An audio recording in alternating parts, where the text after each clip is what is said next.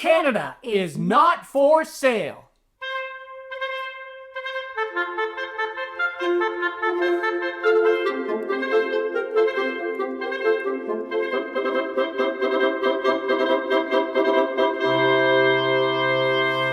January 20th is almost upon us, Inauguration Day. It's that infamous day where Trump finally takes office again. Trump's first order of business is to cause chaos everywhere. First, he's eyeing military power in Panama and Greenland. Canada so far is only economic force, but who knows what's next. But we've already won round one, because if he can't even face a few minutes in the cold for his inauguration, how does he think he can survive up here in the Great White North? I mean, we are living in the upside down right now. Next thing you know, he's gonna be shouting, "I'm king of the North." Plus, we all know the real reason he canceled his outdoor inauguration.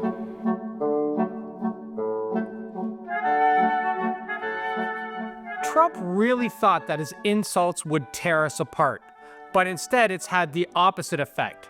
He's actually brought us closer together. Kind of like Canada's Olympic hockey team on a power play. Everyone is united against him. Thanks a lot, Trump. You brought all our parties together, except for a few special Canadians like Trump Fangirls, Kevin O'Leary, and Danielle Smith. Ew. I don't know what happens when they go into that Mar-a-Lago there, but it's like they go in, they get brainwashed, and they all come out like Stepford wives. Yes, I will do your bidding. Yes, I will do your bidding. So let's talk about Danielle Smith, or as we like to call her, Sellout Smith. Danielle Smith decided to take a little vacation in Florida. Except it was really a side trip to Mar-a-Lago so she could kiss the ring and bend the knee and hang out with Kevin O'Leary. Gross. Just look at those photos. And I wanted to puke. And I could just see them fangirling out, trying to get selfies, going, "Ooh, there's Elon Musk. I gotta get a selfie with him and post it on my social." I mean, who knows what country's secrets she spilled behind closed doors? Perhaps she spilled the beans on how they get the caramel in the caramel bar. Ooh. Listen, I get it. Sticking up for Alberta, yes. But do it with the whole team. Alberta is not the only one who contributes to Canada's economy. Actually, only 3.2% of Canada's GDP is represented by the oil and gas that comes from Alberta. Every province has its own exports to the US. Ontario gives 20% of its cars. Quebec's sending 64% of the aluminum that people in the USA use. Even François Legault is saying these tariffs are going to hurt both Canadians and Americans. Saskatchewan's out here with crude oil, canola, and potash. And don't forget BC softwood lumber. And you know what? They have natural gas as well. Everybody is doing their part and is united except for Danielle Smith. Alberta's government acts like they're the only province keeping Canada alive. But Danielle, maybe you forgot. Canadian taxpayers actually bought the Trans Mountain pipeline so that you could get your oil to market. We are all in this together, and that's what makes it so offensive that you went down there to try and carve out your own deal. So she made her time out of her vacation to go see Trump, but she couldn't make time out of her vacation to come and meet with all of the premiers to talk about Canada's policies? Come on. And where did she go off to instead of coming to the meeting? Panama.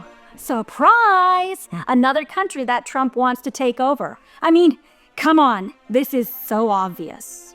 And to use a Trump phrase, she is a disgrace. And Ford, he really nailed it when he said, "Protect your jurisdiction, but country comes first." And to go back to Alberta, we love Alberta. I was born in Alberta. I lived on the Bayou Ranch, for crying out loud. And my dad, he was a rodeo guy in Alberta. It's always been my honor to say I was born in Alberta. But for some reason, Alberta doesn't seem to love Canada. So you see, America, we have our embarrassing politicians up here as well. I want to dive into Fox News, or should I say Fox Entertainment. Now, for those lucky enough not to watch it, good on ya. if there are some of you that are stuck with parents that are still watching it religiously, You see that little button on your smart TV, the one that says settings? Well, just hit that and boom, Fox News magically disappears. Your parents won't even know how to get it back. now they're free from angry white men and bleached blonde women pretending to be journalists. We all know that Fox News is just basically Jersey Shore meets the White House. They literally fought a lawsuit saying that they're not news, they're just entertainment. They admitted it in court. They said, sorry folks, it's just a TV show, don't take us seriously. It's like Trump running for president. It gets you out of jail and it makes you famous. So why are we talking about that dumpster fire called Fox Entertainment? Well, it's because Premier Doug Ford went on there to chat with some host named Jesse something. I'm not quite sure his name.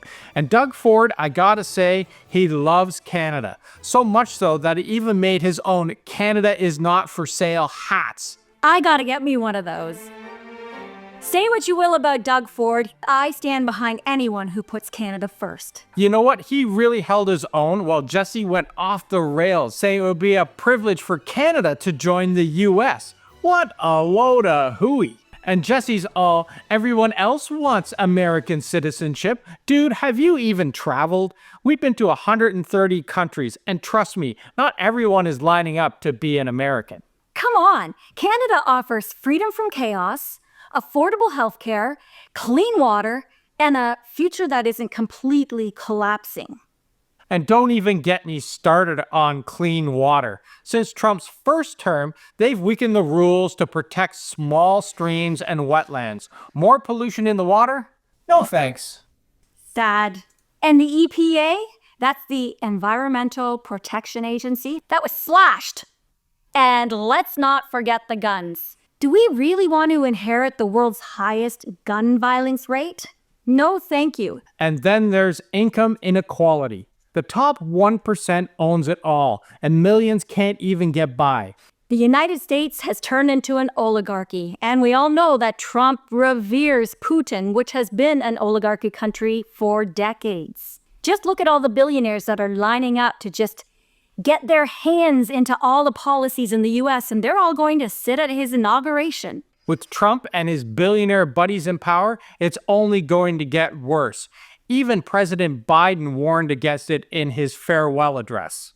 And let's not forget Charlie Angus from the NDP party, calling Trump's trade wars exactly what they are, a power move from a president who couldn't care less about the people he's hurting. He pointed out that US is practically mooching off Canadian trade, especially when it comes to energy and minerals. So if Trump's throwing tariffs at us, he's really just hurting his own people too, which we've outlined in all of our other videos. All billionaires and millionaires and people with financial interests.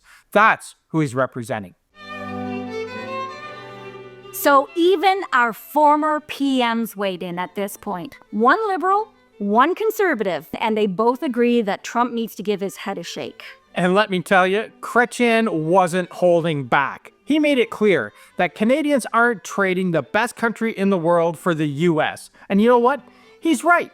Free healthcare, public education, and an attitude that says, we're good, thanks. And then Harper, who is probably the most pro-American PM that Canada has ever had, fired back about Trump claiming that the US is subsidizing Canada. It was great because he said, you know what? Actually, we're subsidizing you by selling you oil at a discount.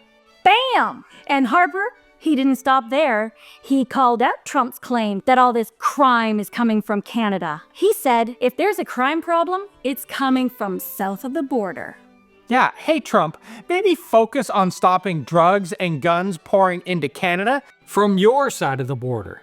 It's time for Canada to show Trump that if he wants to play hardball, it's not just hockey sticks we've got. We've got bats, gloves, and Team Canada minus Fangirl Danielle, that is ready up here to take him on. And Chrétien didn't stop there. He told all the leaders here in Canada, show some spine. Trudeau was way too soft on Trump. And Poilievre, he's too busy coming up with new nicknames for people, like Sellout Singh or Just Inflation or Axe the Tax, to get anything done. It's like he just sits around all day trying to think up these crazy catchphrases. It's not really a strategy either. Just start calling people names to distract them from the fact that they don't have an actual plan. It's more like a concept of a plan.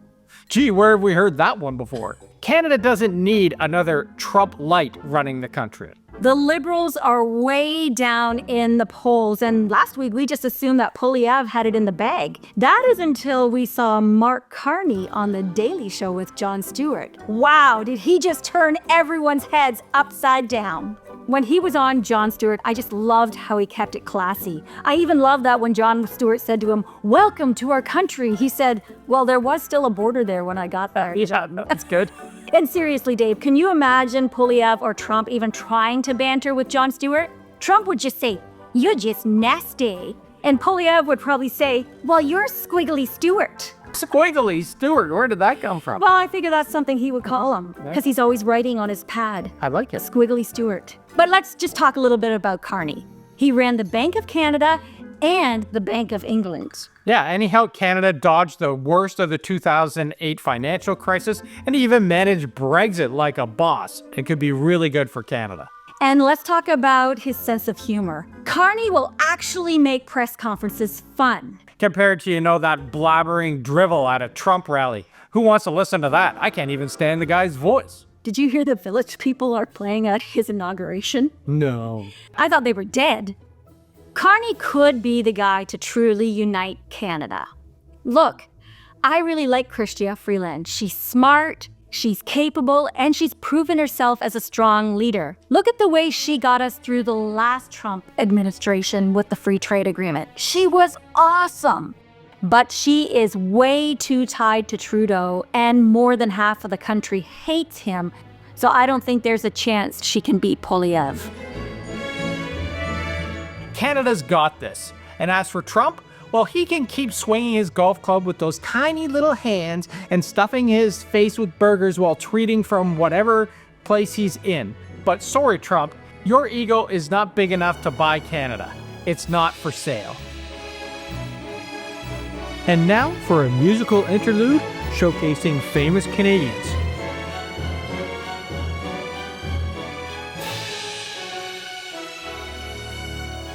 And as always, if you enjoyed this video, make sure to click like, subscribe, and click that bell because we put up videos like this every week.